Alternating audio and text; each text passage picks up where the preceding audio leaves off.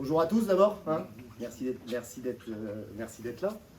Moi c'était simple, hein. J'ai le plaisir de présenter Christophe Raymond, de l'accueillir dans le club pour la deuxième fois. Ça fait 2 fois que j'embauche Christophe, puisque je l'ai embauché il y a une dizaine d'années à l'assaut. Voilà, pourquoi Christophe? C'est quelqu'un que j'aime beaucoup, c'est quelqu'un que j'ai vu travailler pendant 2 ans. Et puis c'est l'homme. En fait, on est tous ensemble à aller chercher l'homme. On avait du choix, on a rencontré d'autres entraîneurs. C'était un moment sympathique parce qu'on s'est rendu compte que le club plaît beaucoup, que voilà, il y avait beaucoup de gens avaient envie de venir le rejoindre. Christophe, j'aime l'homme, nous aimons l'homme et je connais beaucoup de joueurs qui l'ont eu comme coach et tout le monde, chaque fois j'ai des messages en disant bon choix, super coach, je sais que tes joueurs t'aiment bien. Pourtant je t'ai vu à l'œuvre, tu les lâches pas. Et donc voilà, tu es tout simplement un très bon coach. Donc bienvenue à Boulogne, Christophe, et j'espère qu'on prendra beaucoup de plaisir tous ensemble. C'est surtout ça, moi, qui le but de notre implication dans l'USBCO. Oui, donc la réflexion qu'on a menée depuis maintenant quelques mois, depuis 2-3 mois, c'était d'essayer de comprendre en fait ce qui ne fonctionnait pas depuis des années, puisque rester 10 ans en national, c'est quand même quelque chose de particulier, de pas classique et de pas normal. Et donc on a décidé, on s'est rendu compte que ce qui manquait beaucoup, ce qui avait manqué ces dernières années, c'était quand même l'identité. On avait perdu un peu l'identité boulonnaise, notamment au niveau des valeurs en fait, des gens qui nous rejoignaient, surtout au niveau des joueurs. Donc tout le nouveau projet sportif sera axé sur un projet d'homme et sur un projet d'identité. C'est-à-dire qu'on veut que les gens qui viennent nous rechercher, qui viennent nous rejoindre à Boulogne, viennent chercher soit une promotion, soit une relance, soit une exposition, et surtout qui respectent les valeurs boulonnaises que vous connaissez tous, hein, l'abnégation, le courage, le travail.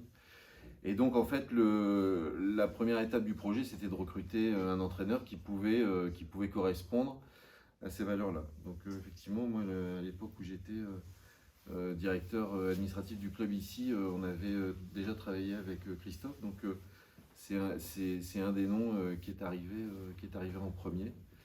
Et puis Christophe a été très intéressé par le projet, dans le sens où aujourd'hui ce qui va changer aussi au niveau de l'organisation sportive du club, c'est qu'on va travailler sans directeur sportif, et qu'on a décidé de confier un rôle élargi en fait à notre entraîneur.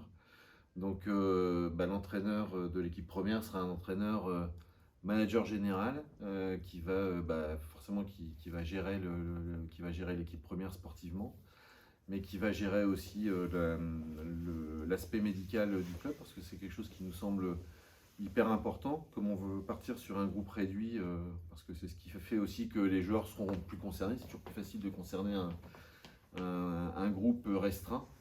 Le médical est important, hein, puisqu'il ne faut pas qu'on ait de blessés, il faut que les joueurs soient bien préparés. Donc Christophe va piloter le médical, il va piloter l'activité du recrutement aussi, il orientera et supervisera l'activité de la cellule de recrutement qu'on a montée. Et puis il va s'occuper un peu de toute la vie sportive, et notamment aussi de la formation. Il aura un œil pour qu'on travaille aussi sur des passerelles entre nos meilleurs U17, nos meilleurs U19, donc avec la Nationale 3 et la Nationale 2. Voilà, en gros le projet sportif tournera autour de ça. Non, mais déjà remercier Reynolds et Aymeric des propos qu'ils viennent de tenir, et surtout de la confiance qu'ils m'accordent. C'est-à-dire quand les premiers contacts ont eu lieu, j'étais encore sous contrat avec le Nîmes Olympique, c'est-à-dire que j'ai résilié, il me restait 1 an de contrat, j'ai résilié, c'est-à-dire j'ai accepté de quitter le monde pro, c'est-à-dire quand même, c'est un peu le but ultime dans le milieu du foot, c'est-à-dire être chez les professionnels, parce que c'était Boulogne, parce que c'était Aymeric, parce que c'était Reynolds, parce que c'était tous les gens que j'ai pu côtoyer pendant 2 ans déjà, il y a 10 ans, et ce club-là est tout sauf un club de N2.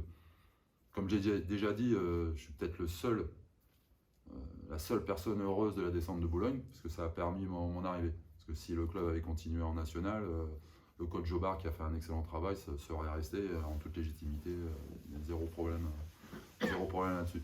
Donc c'est vraiment je crois que la devise du club, il y a fierté et enthousiasme. Moi je suis très très fier de porter à nouveau les couleurs boulonnaises. Je découvre aussi l'envers du décor à travers le club, parce que quand on est entraîneur de la réserve ou axé plus sur la formation, bah, tout ça, moi, c'est des choses aussi un peu nouvelles et que j'ai vraiment envie de m'y impliquer, participer. Ils ont parlé beaucoup. J'ai un passé quand même d'entraîneur j'ai touché à tout. Je suis un compétiteur. Alors, je remercie Nico de ses propos, quoi, parce que venant de lui, ça me touche. Et quand on est compétiteur, c'est-à-dire on veut toujours mieux. On ne veut pas se satisfaire, comme je vous l'ai dit tout à l'heure, en résilient aussi avec le niveau olympique. C'est un signal fort que j'envoie en disant ouais, la casquette de numéro 2, numéro 3 que j'ai maintenant, il faut que je l'enlève et que bon, je suis un peu chauve quoi, mais il faut que j'enlève et que j'essaye de tout ce que j'ai pu voir, observer pendant toutes ces années en étant adjoint chez les professionnels, en gardant ma personnalité. C'est peut-être le moment d'essayer de les mettre en pratique, de voir, de savoir s'il y a des corrections à faire, si c'est bien, si c'est pas bien. Parce que c'est toujours facile d'être. C'est ça qui m'embêtait aussi dans ce poste d'adjoint, c'est toujours facile même si on prend les choses à cœur et on investit à fond dans un projet quand on signe dans un club, c'est toujours facile de dire et vous êtes les premiers à le faire aussi, journaliste, en disant il aurait fallu faire ça. Ah, peut-être il aurait fallu faire ça. Peut-être ça. Ouais, à un moment, moi j'ai eu marre d'avoir cette réflexion-là.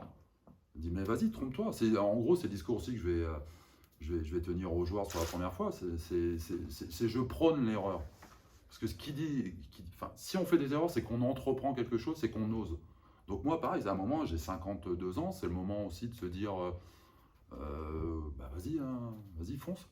Moi, je prends vraiment ça comme un... Alors ça tombe bien, parce que les planètes sont alignées aujourd'hui ou quoi que ce soit, c'est-à-dire on s'est rencontrés au bon moment. Moi, je prends ça vraiment comme un énorme challenge.